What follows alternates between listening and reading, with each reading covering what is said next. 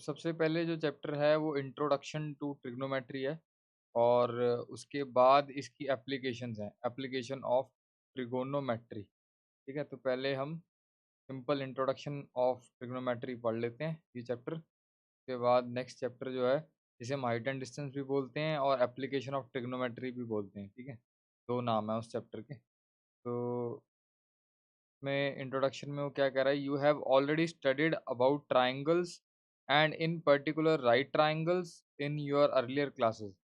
Triangles के बारे में तुम पढ़ चुके हो, पर्टिकुलरली राइट ट्राइंगल वो भी ऑलरेडी पढ़ चुके हो जिसमें तुम पाइथागोरस लगाते थे। Let us take some examples from our surroundings where right triangles can be imagine to be formed. तो अपने आस-पास राइट ट्रायंगल्स कहाँ बन रही हैं, उसको हम देखते हैं। पहले तो हम राइट ट्रायंगल से सिर्फ़ पाइथागोरस ही लगाते थे ना, हाइपोटेन्यूज़ का square is equal to perpendicular का स्क्वायर प्लस बेस का स्क्वायर। राइट ट्रायंगल से बेसिकली हम यही निकालते थे। इन तीनों में से कोई एक चीज़ मिसिंग होती थी, वो इस फ़ॉर्मूले से निकाल लेते थे। तो अब राइट ट्रायंगल में कुछ और भी फ़ॉर्मूले होते हैं, जो अब हम 10th और आगे 11th-12th में पढ़ेंगे। तो अभी 10th में तो जो ट्रिग्नोमेट्री है वो बेसिक लेवल की है, 11th में फिर डिफ़िकल्ट हो जाती है थोड़ी। तो अभी हम जो राइट ट्रायंगल के बारे में पढ़ेंगे, जैसे कि कहाँ-कहाँ हम अपने सराउंडिंग्स में कहाँ-कहाँ देख सकते हैं राइट ट्रायंगल्स को। Suppose that a student of a school are visiting Qutub Minar. Now if a student is looking at the top of the Minar, a right triangle can be imagined to be made as shown in figure 8.1। Can the student find out the height of the Minar without actually measuring it? तो student यहाँ पे खड़ा है school का और ये है कुतुब मीनार। तो अब ये इसके टॉप पे देख रहा है, ठीक है? ये इसकी लाइन ऑफ साइट है और ये एलिवेशन है, ऊपर की तरफ देख रहा है ना? तो मतलब अभी तो ऊपर की तरफ देख रहा है तो लाइन ऑफ साइट ये वाली होगी, इसे बोलेंगे लाइन ऑफ साइट। और ये इसको बोलते हैं हॉरिजॉन्टल लेवल, क्योंकि जब भी हम स्ट्रेट खड़े होते हैं, सामने देखते हैं ना, तो इसको बोलते हैं हॉरिजॉन्टल लेवल, इस वाली लाइन को। और अभी वो ऊपर देख रहा है तो लाइन ऑफ साइट जो है वो ये वाली है, ठीक है?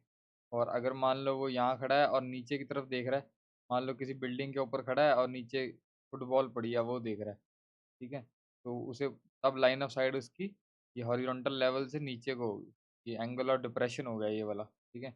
और ये वाला एंगल ऑफ एलिवेशन है जो ऊपर की तरफ देख रहा है, ठीक है? बाकी ये चीज़ें हम एप्लीकेशन ऑफ ट्रिग्नोमेट्री में पढ़ेंगे, हाइट एंड डिस्टेंस चैप्टर में, कि लाइन ऑफ साइट क्या होती है, हॉरिजॉन्टल लेवल क्या होता है, angle of elevation, angle of depression, वो सब हम डिटेल में वहाँ पढ़ेंगे। अभी फ़िलहाल थोड़ा-सा आइडिया दे रहा हूँ बस। तो अब अगर ये यहाँ पे देख रहा है इसके टॉप पे, स्टूडेंट यहाँ पे खड़ा है और अगर मैं यहाँ से एक लाइन ड्रॉ करता हूँ स्ट्रेट और इधर से इसका जो हॉरिजॉन्टल लेवल है वो ये है, ठीक है? तो यहाँ कह लो या हाँ, इधर यही बनेगी राइट ट्रायंगल, तो ये ऊपर वाली जो है, ये राइट ट्रायंगल बनेगी ना। तो इसी की बात कर रहा है कि वो हमारे सराउंडिंग में कहाँ-कहाँ राइट ट्रायंगल बनती है। तो इस राइट ट्रायंगल से क्या हम कुतुब मीनार की हाइट निकाल सकते हैं? तो ये पूछ रहा है ये यहाँ पे। निकाल सकते हैं, वो आगे हम क्वेश्चंस करेंगे तो उसमें डिस्कस करेंगे। ये मैंने लिख दिया है राइट ट्रायंगल्स इन अवर सराउंडिंग्स। ये कुतुब मीनार आ गया और ये स्टूडेंट आ गया, ठीक है? ये भी लिख दिया मैंने, line of sight, angle of elevation, H is the height of the Qutub Minar, ठीक है?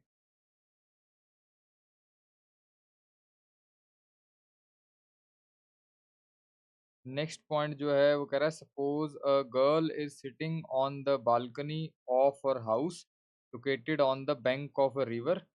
ठीक है, ये रिवर है और ये हाउस है, उसकी बालकनी है, यहाँ पे एक लड़की खड़ी है और she is looking down at a flower pot placed on a stair of temple situated nearby on the other bank of the river. तो नदी के उस पार पे एक मंदिर है, वहाँ पे सीढ़ियों पे एक पॉट पड़ा है, फ्लावर पॉट पड़ा है, तो वहाँ पे देख रही है वो, ये यहाँ देख रही है ना, नीचे की तरफ। और a right triangle is imagined to be made in this situation as shown in figure if you know the height if you know the height at which the person is sitting, can you find the width of the river? तो ये सारे labelling कर दिया मैंने, ये house हो गया, ये बालकनी होगी, ठीक है, हाउस की। यहाँ पे गर्ल खड़ी है और वो लाइन ऑफ साइट उसकी ये वाली होगी, और एंगल ऑफ डिप्रेशन ये वाला होगा क्योंकि वो नीचे की तरफ देख रही है, क्योंकि उसका जो हॉरिजॉन्टल लेवल है वो ये है, आँख की जो सीधा है वो ये है हॉरिजॉन्टल लेवल। जब नीचे को देखेगी, एक्चुअल में एंगल ऑफ डिप्रेशन तो ये वाला होगा वैसे तो, है ना? वो तो जब अल्टरनेट एंगल होंगे तो ये हो जाएगा, तो ये वाला लिख देता हूँ। ये इसकी लाइन वो है ना हॉरिजॉन्टल लेवल, और ये इसकी लाइन ऑफ साइड है नीचे की तरफ, तो एंगल ऑफ डिप्रेशन ये वाला होगा, ठीक है?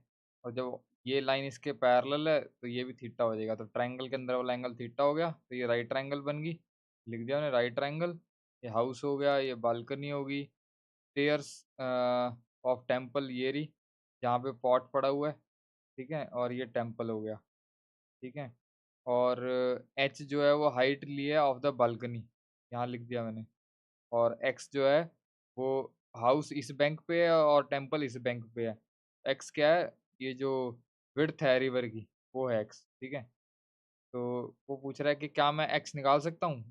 बिल्कुल निकाल सकता हूँ, अगर मेरे पास एच आ जाए और ये एंगल ऑफ डिप्रेशन आ जाए, ठीक है? तो उससे मैं राइट ट्रायंगल से एक्स निकाल सकता हूँ। कोई भी एक चीज़ दी हो तो हम निकाल सकते हैं, वो आगे समझेंगे कैसे निकालना है। फिलहाल सिनेरियो समझो कि यहाँ पे एक राइट ट्रायंगल बन रही है हमारे सराउंडिंग्स में, मतलब हमारे आसपास कहाँ-कहाँ राइट ट्रायंगल बनती है, ये उनकी एग्ज़ाम्पल्स हैं, ठीक है? बेसिक्स हैं बेसिकली ये, इंट्रोडक्शन। अभी ये मदर एंड डॉटर में से स्टार्टिंग में सिर्फ डॉटर ही यहाँ पे होती है। तो ये यहाँ से देख रही होती है कि एक बैलून इस पोजीशन ए पे है, हॉट बैलून है। तभी मैं यहाँ लिखा इनिशियल पोजीशन। तो फिर वो भागी-भागी जाती है, मदर को बुलाती है कि देखो ऊपर हॉट बैलून है। तो जैसे ही उसकी मदर आती है देखने के लिए, तब तक वो जो बैलून है वो पोजीशन बी पे पहुँच जाता है यहाँ पे, ठीक है? तो यानी कि गर्ल का जो पहले लाइन ऑफ साइट ये था, और अब ये लाइन ऑफ साइट ये हो गया, है ना? तो यानी पहले एंगल ज़्यादा था और अब एंगल कम हो गया, बी पोज़ीशन पे, ठीक है? तो ये यहाँ लिखा है मैंने initial position at point A और position at point B after some time, थोड़ी देर बाद, क्योंकि बैलून जो है मूव कर रहा है, ठीक है? फ्लाई कर रहा है।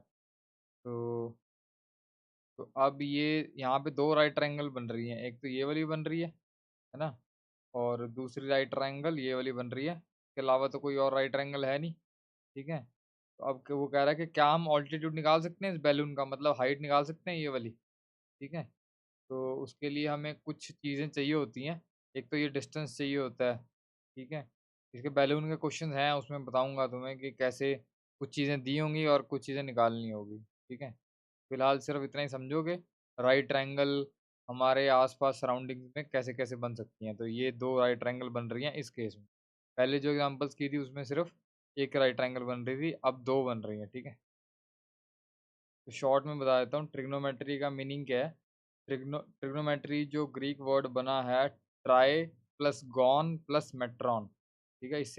इस पूरे से बना है trigonometry. Tri means 3, gon means sides, metron means measurement. मतलब कि एक ट्रायंगल में तीनों साइड्स की मेजरमेंट, तीनों ही में से कोई भी एक साइड की मेजरमेंट हो सकती है, कोई दूसरी साइड दी होगी, ठीक है? कुछ एंगल दिया होगा, या ऐसे भी लिख सकते हैं trigonometry is the study of relationships between sides and angles of a triangle. मतलब एक ट्रायंगल के अंदर साइड्स कह लो और एंगल्स कह लो, इनके बीच का जो रिलेशन है इसकी स्टडी को ट्रिग्नोमेट्री बोलते हैं, ठीक है? तो मतलब जो भी होगा 3 साइड्स के बारे में होगा, उसी से रिलेटेड होगा, उसी की मेजरमेंट होगी, और या फिर उसी ट्रायंगल के अंदर कुछ एंगल्स के बारे में बात हो रही होगी, ठीक है? अभी जो 10th क्लास में हम यूज़ करेंगे, वो हम राइट ट्रायंगल यूज़ करेंगे। यहाँ पे वर्ड उसने ट्रायंगल बोला है ना? तो ट्रायंगल में तो सारा कुछ ही आ जाता है। राइट ट्रायंगल भी आ जाती है, आइसोसेलेस भी आ जाती है, स्केलिन भी आ जाती है, इक्विलेटरल भी आ जाती है, जितनी भी हैं ऑब्ट्यूज़, एक्यूट ट्रायंगल जितनी भी हैं, सारी आ जाती हैं। लेकिन इस क्लास में हम सिर्फ राइट ट्रायंगल की बात करेंगे, ठीक है? ट्रिग्नोमेट्री तो ट्रायंगल में लग जाती है, वो आगे 11th में पढ़ेंगे, इसमें राइट ट्रायंगल नहीं होगी, नॉर्मल ट्रायंगल होगी, उसमें भी ट्रिग्नोमेट्री लगाई होगी, ठीक है? लेकिन 10th में सिर्फ राइट ट्रायंगल पे ही हम ट्रिग्नोमेट्री यूज़ करेंगे, ठीक है? बाकी ये भी स्टडी कर लो एक बार। In all the situations given above, जो ऊपर हमने सिचुएशंस पढ़ी थी ना, वो बालकनी में लड़की खड़ी है या कुतुब मीनार को देख रहा है, तो या तो हम डिस्टेंस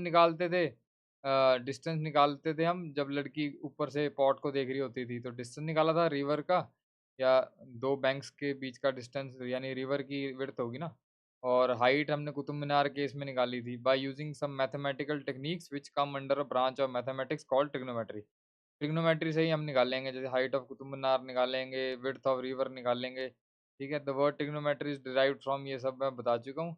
और इसमें early astronomers used it to find out the distance of the stars and the planet from the अर्थ।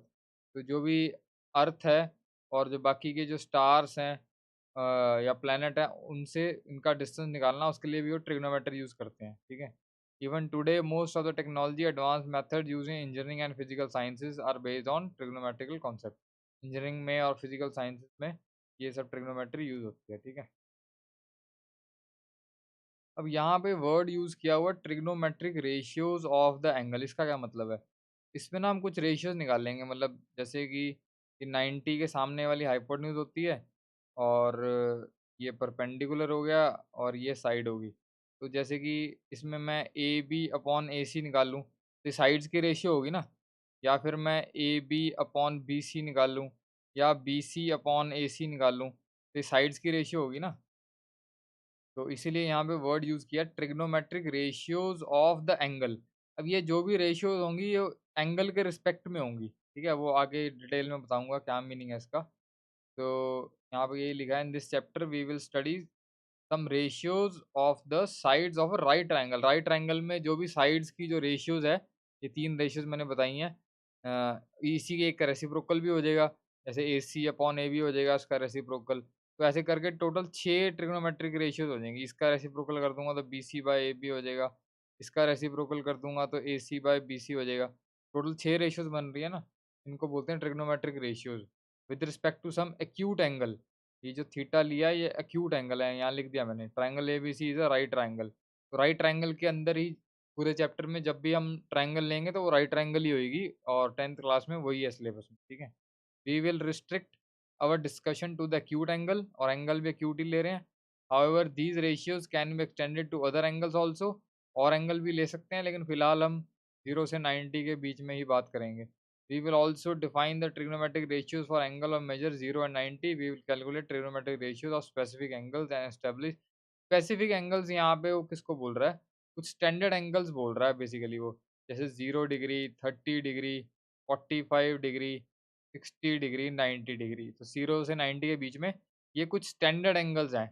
इनकी हम ट्रिग्नोमेट्रिक रेशियोज़ निकाल लेंगे, मतलब कि एक्यूट एंगल बोला ना उसने, तो 0 से 90 के बीच में होते हैं एक्यूट एंगल, 90 से लेस देन होता है मतलब, है ना? एक्यूट एंगल जो है। थीटा की वैल्यू जब 0, 30 हो, 45 हो, 60 हो या 90 हो, तो उन केसेस में ट्रिग्नोमेट्रिक रेशियोज़ कैसे निकालनी है, या ये लिखा ना यहाँ पे trigonometric ratios of some specific angles.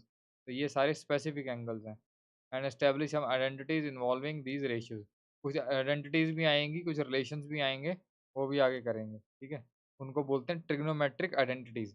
तो पहले पढ़ेंगे हम ट्रिग्नोमेट्रिक रेशियोज़ और उसके बाद पढ़ेंगे हम ट्रिग्नोमेट्रिक आइडेंटिटीज़। मैंने लिख दिया यहाँ पे, here specific angles are 0, 30, 45, 60, 90। Specific angles को कई बार स्टैंडर्ड एंगल्स भी बोल देते हैं, ठीक है? दैट्स, मतलब ये सारी जो इंट्रोडक्शन थी ट्रिग्नोमेट्री की, अब आगे पढ़ेंगे हम ट्रिग्नोमेट्रिक रेशियोज़, ट्रिग्नोमेट्रिक आइडेंटिटीज़, ठीक है?